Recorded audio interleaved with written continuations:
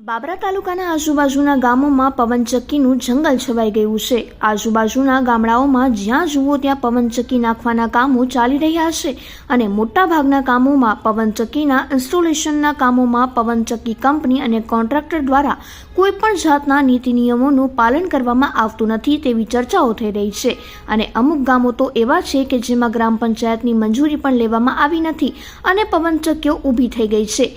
એવો જ નિયમનો ઉલાળ્યો હાલ હૈયાના કંપનીની પવનચક્કી બાબરા તાલુકાના દરેડ ખાખરિયા ઇન્સ્ટોલેશન કરવાનું હોય તેના માટે પવનચક્કીના પાંખિયા જે અંદાજે 450 ફૂટ જેવી લંબાઈ ધરાવતા હોય છે તે પાંખિયાઓ લઈને ટ્રક રાત્રિના સમયે નીકળ્યો, જેમાં મોટાભાગના પાંખિયા કોઈપણ જાતના આધાર વગર ટ્રકની બહાર રાખેલા દ્રશ્યમાન થાય છે।